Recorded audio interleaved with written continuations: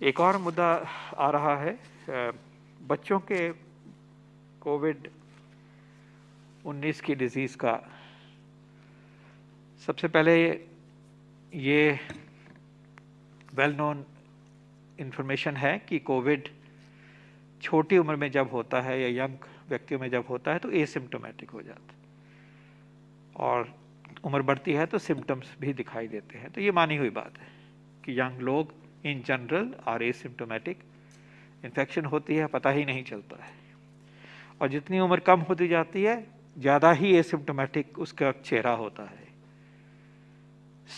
हमेशा ये मान के चले हैं, और ये नॉलेज है, ग्लोबल नॉलेज है, देश में भी ये देखा गया है। दिसंबर वाले सर्वे में ICMR का जो था उसमें ये दिखाया गया, उसमें हमने 10 साल तक सर्वे किया था, और उसमें ये दिखाया गया था कि उस टाइम पे जितना व्याप्तता एडल्ट्स में है 10 साल के बच्चों में जीरो पॉजिटिविटी लगभग उतना ही है, 22-23%, 20-22%।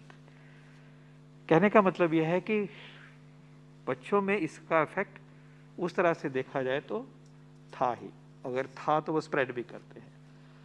कई साइंटिफिक पेपर भी आए जिसमें एक तमिलनाडु की इंपॉर्टेंट स्टडी आई थी कुछ महीने पहले, उसमें भी दर्शाया गया कि बच्चों को इफेक्ट होता है, एसिम्प्टोमेटिक होते हैं, लोग स्प्रेड भी कराते हैं। So this is all well known. लेकिन इसके रिस्पॉन्स में क्या करना है हमें? रिस्पॉन्स में वही काम करने हैं जो हम और साइंटिफिक कम्युनिटी ने हमेशा एम्फेसाइज किया है। अपने आप को बचाना है कोविड अप्रोप्रिएट बिहेवियर से, मास्क लगाना है, और 10 साल 11 साल वाले बच्चे भी जो उनको भी इनकरेज करना है कि वो भी मास्क लगाएं, वो भी डिस्टेंस मेंटेन करें, सोशल डिस्टेंसिंग मेंटेन करें, वही चीज़ें करनी है।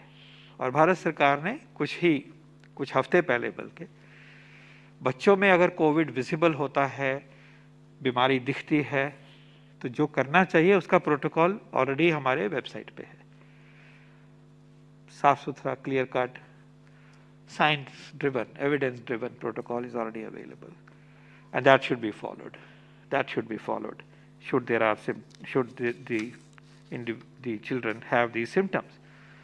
और ये अनकॉमन है कि सीवियर डिजीज हो, लेकिन हो तो उसको भी समझाया गया कि कैसे टैकल करना है। इसके अलावा जो कोवैक्सीन है हमारा वैक्सीन, उसको परमिशन दी गई है कि वो बच्चों में आप ट्रायल आगे लेके जाएं। उस वैक्सीन के अभी ट्रायल जो है वो 18 से ऊपर का हुआ है, इसलिए वो रिकमेंडेशन 18 के ऊपर की है, लेकिन बच्चों में ये इस्तेमाल हो और उसमें क्या रिस्पांस है उसका भी उनको ट्रायल की परमिशन मिली है, और वो काम मुझे बताया गया है कि अगले 10-12 दिन में ये काम भी शुरू हो रहा है। तो उस तरफ भी बढ़ रहे हैं।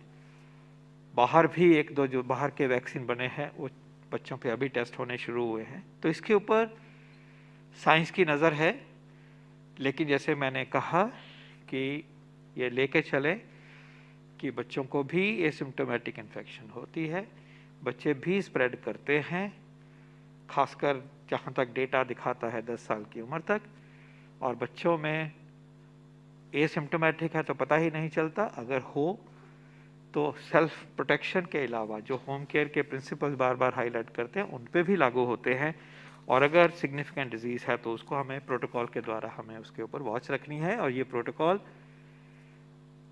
एक्सपर्ट्स ने बनाया, एक्सपर्ट्स ने इसको अपनाया, और हमें इसके बारे में तैयारी और इसकी जो ट्रीटमेंट्स हैं उसके बारे में रीजनेबल क्लैरिटी है। So I'll stop here. Thank you so much.